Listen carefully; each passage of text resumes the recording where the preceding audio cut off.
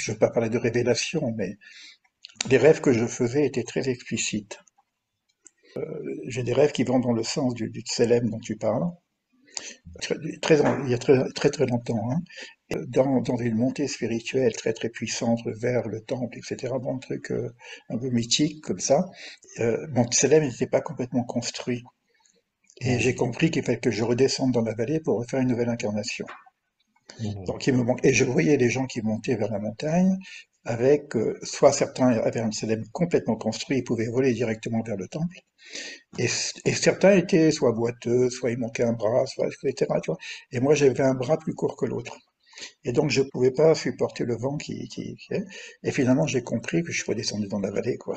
Et j'ai dû Mhm. refaire. Et j'ai eu plusieurs rêves comme ça, des rêves initiatiques. Et j'en ai beaucoup moins aujourd'hui, parce que je me rappelle presque plus de mes rêves. Par contre, aujourd'hui ça se passe dans l'entre-deux. Soit avant de dormir, soit le petit matin. Où là il y a un dialogue intérieur, quoi, qui me donne des indications, quoi. Assez fortes, même des fois difficiles à porter, quoi. Mais j'ai pas les éléments dont tu viens de me parler. J'ai pas les éléments du Harizal, j'ai pas les éléments de ça, mais je l'ai vécu, cette notion euh, de corporalité métaphysique, on pourrait dire ça comme ça, tu vois, et que la construction de mon Selem n'était pas terminée, donc je pouvais pas aboutir là où j'aurais peut-être quelque chose à faire, j'en sais rien, quoi. Donc c'est très important ce que tu me dis là, tu vois. Non, est-ce que tu me permets de partager l'écran, comme ça, t'auras la référence Oui, oui, pour bien sûr. Oui, oui, comme ça, j'ai la référence, je peux pas l'étudier quand même. je vais te montrer. En fait, c'est dans un commentaire du Cantique des Cantiques, Ah, Shirach. Cantique de Cantique. Shirachrim, d'accord. Tu vois, dans les versions du Bal Hasulam des écrits du Kadosh, D'accord. il y a dans Shirachim là-bas, à la page Shin Lamedret 338. C'est des écrits du Hari, Ah, mais d'accord. édité par le Bal Hasulam. C'est-à-dire, il met des commentaires, des fois, il met ici. Alors, il commente pas, il te dit juste des références, des récurrences de D'accord. sujets. Là, ce sujet-là, il en parle dans Shargil Goulim, tout ça. Donc là, tu vois, il dit quelque chose de très étrange. Il dit Nimsa, il se trouve, qui a Tselem ou les vouches Neshama. Donc il dit le Exactement. c'est l'habit de l'âme. Oui, c'est la Donc en vie de fait, l'homme, oui, c'est souvent, sûr. on pense que quand on dit à l'image de Dieu, on pense que c'est le corps. Non, en fait, c'est le Tselem dont on parle. Et c'est pas l'image de Dieu, c'est le Tselem. Alors, Il dit, une question, puisque Tselem ou Dmout, il y a deux notions. Après, on voit que ouais, on n'a que le Tselem. C'est comme si on a perdu le Dmout, hein, au niveau de la création. on l'a jamais On- eu. mais on voit que Shem, il a eu le Dmout. En fait, pas qu'il a eu le Dmout, c'est il monte à un niveau où la Chokhmah a accepté de participer. Ah, d'accord. En fait, ce qui se passe, c'est que le Adam, parce qu'il y avait marqué, à la fin, ça finit où B'Tselem et Elohim Baroto. C'est À la ça. fin, tu vois qu'il y a que le... Il n'y a que le Tselem, c'est ce que j'ai remarqué. Voilà. Il y a peu de gens qui le remarquent d'ailleurs, hein. Et en fait, le Hari, il dit, c'est que à un niveau plus élevé, la Chokhmah avait participé à la création de l'homme. C'est le D'accord. premier Adam, celui qui est homme et femme en même temps. C'est-à-dire que D'accord. celui qui est androgyne. L'androgyne. Ouais, l'androgyne. Lui, il avait Tselem ou Dmout. Parce D'accord. qu'en fait, il faut bien qu'il y ait il n'y a pas de homme-femme, en fait, dans Dieu. Non. Le Dmout, c'est le masculin. Ah, d'accord. Le Dmout, c'est le masculin et le Tselem, c'est le féminin. D'accord. Donc, en fait, au niveau du premier homme, la Chokhmah qui donne le Dmout, il a accepté. Donc, il a fait Tselem ou Dmout. Mais après, dans le niveau inférieur, Bina, il lui dit, viens, on continue. Il dit non. Donc là-bas, c'est que Bina qui a construit l'homme. Donc en fait, c'est une mère seule à partir de ce moment-là. Elle donne que le Tselem. Et ce Tselem-là, il est l'habit de l'âme, mais de tous les niveaux d'âme. Donc que tu as Nefesh, Roha ou Neshama, à chaque fois ton âme, il est habillé par le Tselem. Tu vois, Ouais, il ouais. dit Levush Neshama, O Mhm. Roha, O Nefesh. Après, il dit Ve Ayamim. Donc, et les jours du calendrier, Mhm. M, Evarim, Vegidim, Shel, Ze Alevush. C'est en fait les membres et les nerfs, on va dire, de cet habit-là. Donc en fait, le calendrier, ça devrait être la seule et unique obsession des Bnei Israël. Parce que dans le calendrier, nous avons quoi? L'incarnation on va dire, des membres de notre habit, de notre âme, de l'habit de notre âme. Donc, soit on les incarne, ou soit en nous laissant vivre sous un faux calendrier, on va se revêtir ou se connecter à un autre Tselem. C'est pourquoi, en fait, l'obsession de ceux qui veulent éloigner le peuple d'Israël d'Akadosh Baruch Hu, ça va être pas de lui dire arrêtez de servir Dieu, non, c'est de changer le calendrier. Et c'est ce que nous, au Grand Rabbin d'Afrique, nous sommes africains, on explique aux gens. On dit, il faut pas faire de digression. Il faut savoir qu'à un moment, il faut repartir au plus ancien, au plus loin, pour savoir réellement quel était le cycle calendaire. Pourquoi? Parce que les jours du calendrier, c'est le Tselem qui s'incarne dans la physicalité. Et regarde, il va plus loin. Bezeshot Bezoa, et c'est ce qui est écrit dans Zohar, Parashat Tazria, Ve'aout Tselem Ishtatfu Yoma. Donc c'est Zohar qui dit que le Tselem, c'est lui qui crée les jours. C'est ses membres à lui. Après, il dit Vechomo, chez Ivra Neshama Atzma, Em, Mitralkim, Ubaim, Begilgul. Donc il va plus loin. Il dit, tu vois, l'âme lui-même est composé de différentes parties, comme on appelle l'archétype de Adam Arishon. Il y a des âmes qui viennent de la tête, du bras, du corps central, de la jambe, et dit, de même que tu conçois l'idée qu'au niveau de l'âme, il va y avoir des réincarnations, c'est-à-dire qu'une âme qui vient de tel endroit va revenir et revenir jusqu'à accomplir les 613 mitzvot, il dit aussi le Tselem, il a des réincarnations. Donc là, c'est incompréhensible. Tu dis, comment le Tselem peut avoir des réincarnations s'il est l'habit de mon âme? Non, en fait, tu vois, il va les faire par le calendrier. C'est-à-dire que les membres du Tselem, ils peuvent se corporiser. Ils vont devenir justement des idolâtries qui vont être liées à des phases de temps. Et ça, moi, on le voit très clairement dans Masechet Avodah Zarah du Talmud de Jérusalem. Il dit attention au calendrier. On ne comprend pas pourquoi. Il dit non, en fait, le calendrier, c'est l'incarnation des membres du Tselem. Donc, si nous-mêmes, on est faussé, c'est-à-dire que ce Tselem-là, non seulement il s'incarne dans le calendrier, mais il peut aussi devenir humain, comme le Tselem de Nebuchadnezzar, comme aussi celui qui est censé tuer à chaque fois Machar ben Yosef, Armilus, Aracha. C'est pas cohérent. En fait, si. Étant donné que le Tselem lui-même, c'est le calendrier, ben, il va se passer quoi? Qu'au niveau de la temporalité, il va se créer une structure. Nous, on a notre petite idée sur ce que c'est, comment ça se fait. Créer une structure qui va d'un coup, va incarner une force contraire à la Torah d'Israël, mais qui sera créée par toute cette force-là de transgression faite certains jours spécifiques.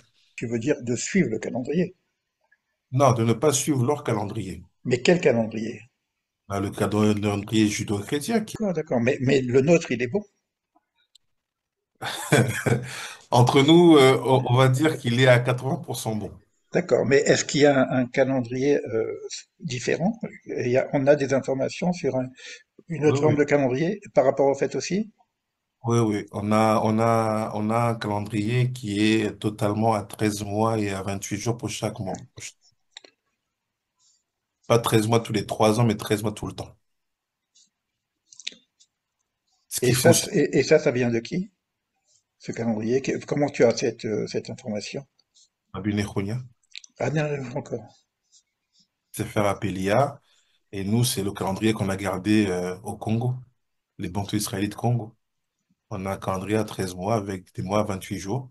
Rabbi Nechonia, quand il Alors ça, t'explique donc ça fait que les fêtes sont pas toujours à la même période. ça fait qu'en... Non, c'est toujours la même période, mais le Non, mais mois enfin, tu n'as pas de mois d'Adar supplémentaire. il est toujours là, le hadar supplémentaire. D'accord. Mais est-ce que Pessah, c'est toujours le printemps? Ouais.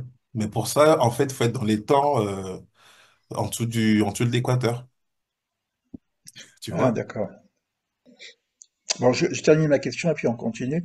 À partir du moment où on a le tselem et pas le Tmoutin, et que le tselem donc est féminin, c'est ce que tu viens de dire, hein, et le tmout est masculin.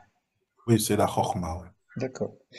Donc, et l'union du masculin-féminin maintenant. On peut le voir aussi dans la notion du Tselem Udmut. Oui, oui, bien sûr, bien Donc, sûr. donc, donc notre Torah doit être complétée par le Dmut quelque part, quoi. En fait, mais pour être complété par le Dmout, c'est là on va revenir au sujet principal. Il faut en fait sortir des Zmanim. Et tu vois qu'il y a un problème parce qu'il y a combien de calendriers qui existent dans le monde? Des centaines. Exact. Et Mala, Maya, Indien, musulmans, juifs, hébreux, même chez les juifs, tu as le calendrier hébreu, tu as le calendrier judéo-chrétien qui acceptent le samedi, d'autres qui n'acceptent pas le samedi. C'est très compliqué. Donc, à un moment, on ne sait plus dans quel chemin aller. C'est parce qu'il n'y a pas de Dmout. Alors, quand il y a le Dmout, on revient sur une forme d'unité où, en fait, le travail, il est, on va dire, il est conçu de manière différente. Si tu prends, par exemple, le calendrier judéo-chrétien, mais à partir du moment où tu as une année qui intègre 12 mois. Et dans les 12 mois, ils ont changé en appelant septembre, qui était censé être le mois numéro 7, ils l'ont mis au neuvième mois. Et le mois qui s'appelle octobre, 8, il est devenu dixième. Et décembre, 10, il est devenu douzième. Et que nous, en fait, on fait une digression. On colle ça au calendrier hébraïque. On dit qu'en fait, le mois de décembre, c'est toujours qui se lève Tevet. Ben non, D'accord. c'est très compliqué. Parce que lui, quand il fait ça, il va plus loin. Il rentre dans son système de semaine. Il te dit le lundi, c'est la Lune. Le Mhm. mardi, c'est Mars. Le mercredi, c'est Mercure. Alors qu'on dit non. On dit le premier jour, c'est Saturne. Le deuxième jour, c'est Jupiter. Le troisième jour, c'est Mars. Le quatrième jour, c'est le Soleil. Le cinquième jour, c'est Vénus. Le sixième jour, Mercure. Le septième jour, la Lune. Et tu as changé ça. Et ça marche avec le Sefer Yetzirah? C'est que le Sefer Yetzirah, tout ça. C'est le Sefer Yetzirah. On appelle Beged Kaparat. Mhm. C'est les sept lettres qui sont doubles avec les dagesh. Et il te dit ces sept lettres-là, il te le donne ici. C'est ce que j'ai enseigné la semaine dernière d'ailleurs à mes élèves. Il te donne ici, il te donne l'ordre des comment connecter les jours par rapport aux planètes qui sont en fait les firmaments. Et il te dit quelque chose qui n'a rien à voir avec ce que nous faisons aujourd'hui. Et les gens ne se rendent pas compte que c'est cette erreur-là, en fait, qui crée le meurtrier de Machar Ben Youssef.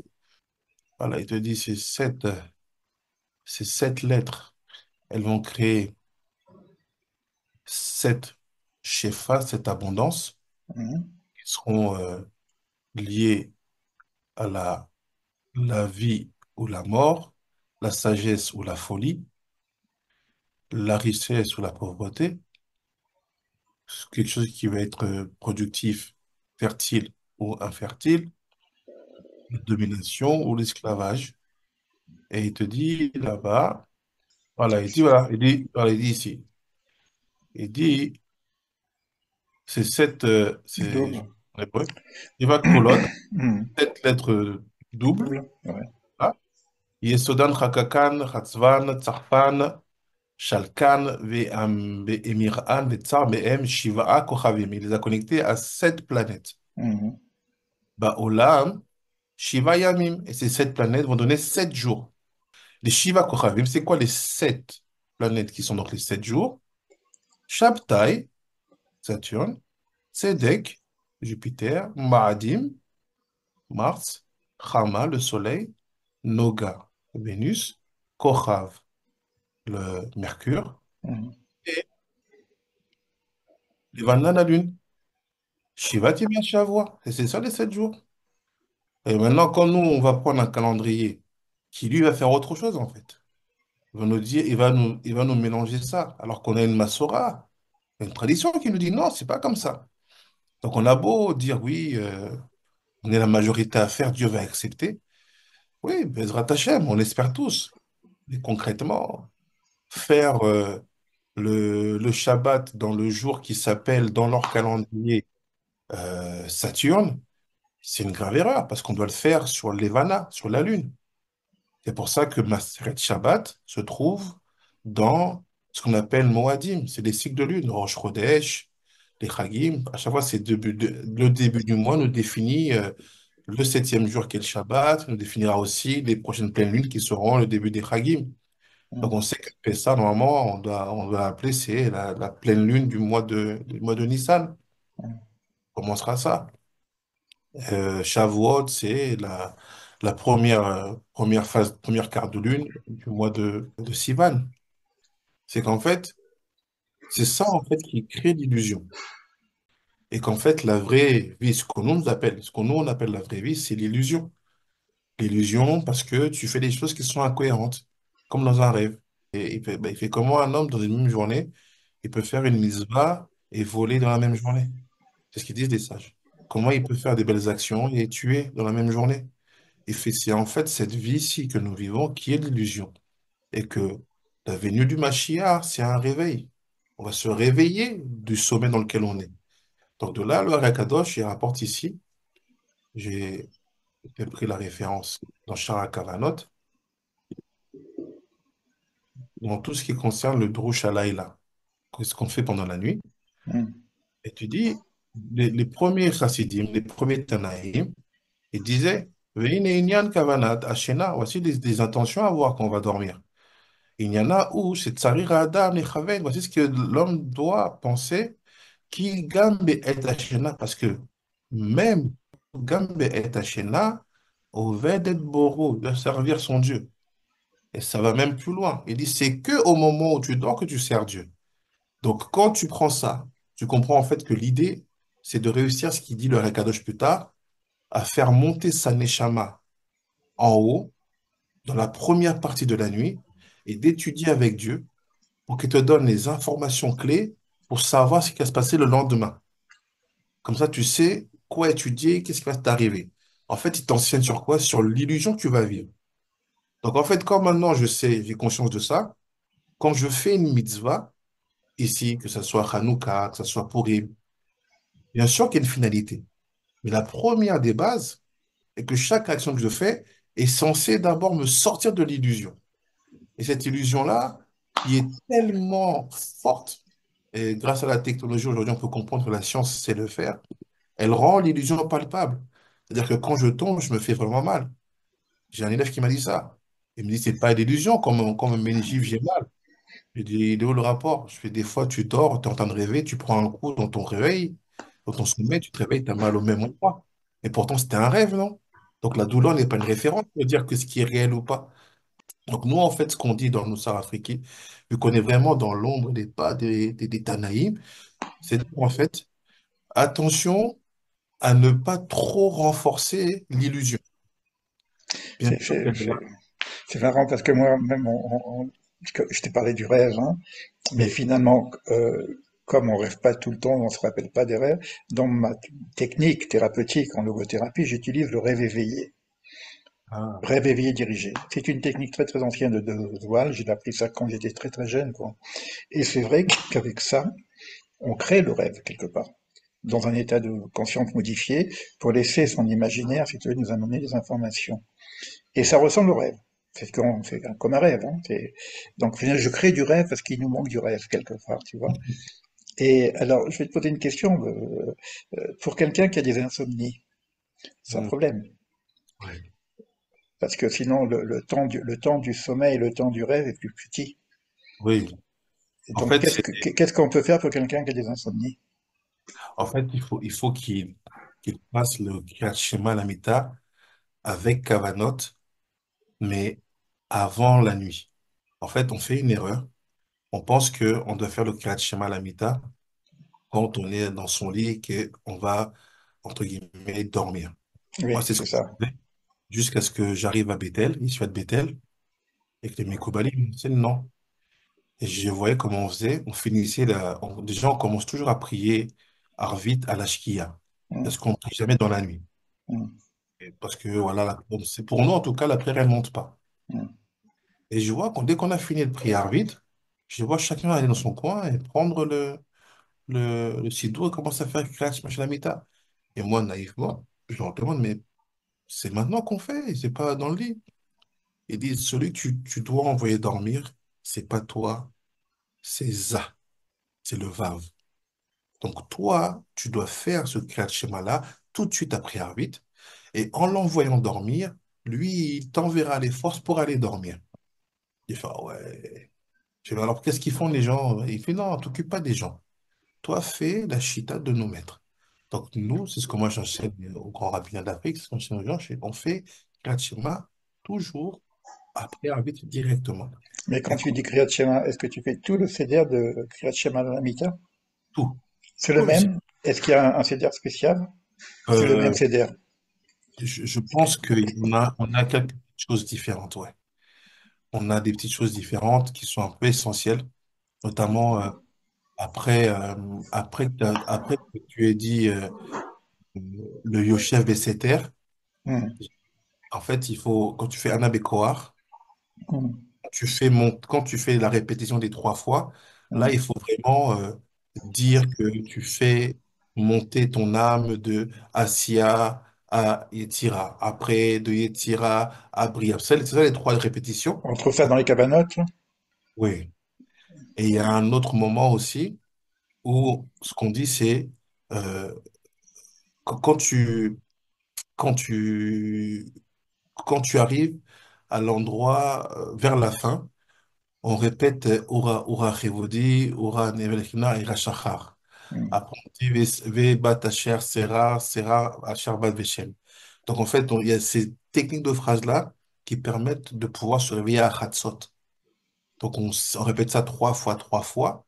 Et il y a un moment qui est très important, par contre, c'est que on prend sur soi les 4 morts. Parce que si tu prends pas les 4 morts, tu peux pas monter. Mais là, les Arba méthode Bedding qu'on prend, Oui, et du il y a dans même dans le Sidour, on a la cabana de ça, quoi. voilà. Mais je sais pas si c'est la même. Parce que nous, on a 2 Arba méthode Bedding. Il y a le Arba méthode Bedding qu'on fait à n'importe quel moment, avant n'importe quelle mitzvah, quand on dit Meler Haolam.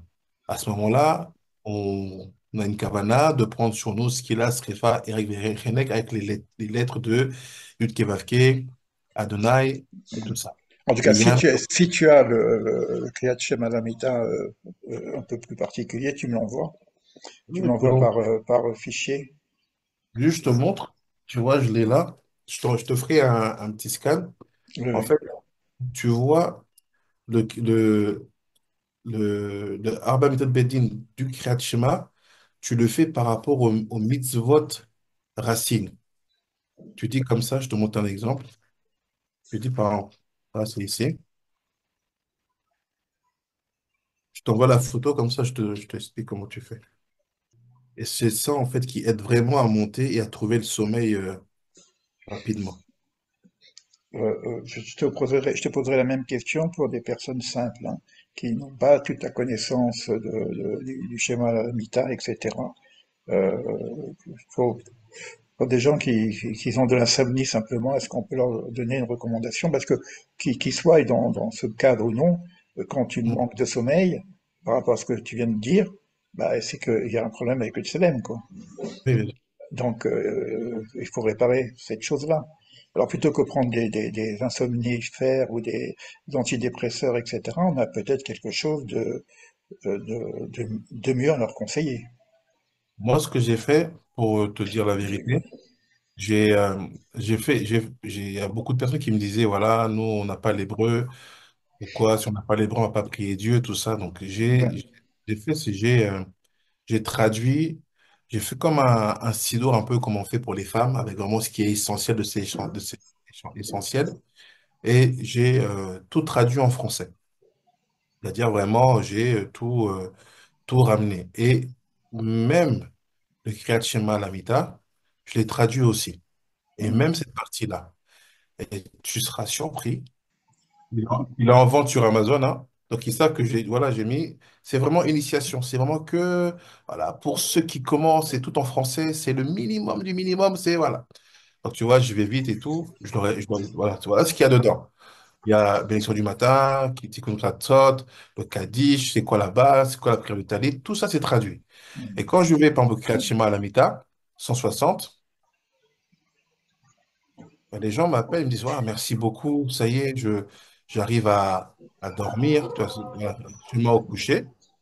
Donc, j'explique un peu, je traduis comment ça commence. mm. Et voilà le moment où je te parle. Ah, c'est ici. Je peux leur donner, il faut juste, tac, tu l'habilles d'une manière où, pour eux, ça fait sens. Tout ce qui est autour du temps, si tu veux, bah, évidemment, le temps, fait que ce soit le calendrier, que ce soit le rythme des fêtes, que ce soit la journée, que ce soit le temps du jour, le temps de la nuit, le temps du sommeil, le temps de l'éveil, tout ça, c'est extrêmement important. Et je sais qu'il y a une clé terrible là-dessus, quoi. Et on a quelques données, mais ils sont un peu répartis. Tu as fait un travail spécifiquement sur le temps pur, la notion du temps, quoi. Ouais. Ouais, ouais, moi, on a passé la dernière année sur Jérusalem, on a passé un an à partir du chapitre Rabbi Nachman t'explique les Mm, cycles lunaires. Et il te dit, voilà, comment on doit compter les mois. Il dit, voilà ce que j'ai vu mon maître faire, c'est Rabbi Yochanan ben Zakkai. Il mm. dit, sache que moi, c'est toujours 28 jours. Et c'est écrit noir sur blanc. Et je me dis, mais comment se fait-il que on donne si peu cas de notre héritage? Non, mais c'est ça C'est-à-dire, qu'on va pas. non plus, c'est une question que j'ai pas de réponse jusqu'à ce jour. Et je me suis dit, non, la clé aujourd'hui, pour nous, c'est de savoir être maître de notre temps, d'autant plus que c'est l'incarnation du Télème. Donc, mon temps, c'est mon Télème, c'est le temps. Donc, comment un calendrier ne peut-il pas être à la lettre de ce que nos sages ont dit, quoi? Et je t'enverrai les photos de Rabbi Nechunya où il te dit clairement, voilà, c'est sur le cycle lunaire et on sait que la Lune, elle fait sa révolution en 13 mois, pas en 12. Donc, après, c'est une réadaptation. Mais il te dit, après, si tu fais cette révolution-là, sache que c'est 28 jours. Après, il y a des calculs à faire. Mais la réponse, elle est, si tu sais que tu es pas sur la bonne zone géographique, peut-être faut après admettre certaines choses. Mais après, tu peux pas admettre tout. C'est compliqué. Tu rentres dans la politique et tu connais, c'est Efficace. compliqué. Je dis pas que c'est faux, je dis pas que c'est vrai, je dis juste que, après, quand tu cherches cette vérité-là, il y a des questions qui se posent qui mettent tout le monde dans l'embarras, en fait.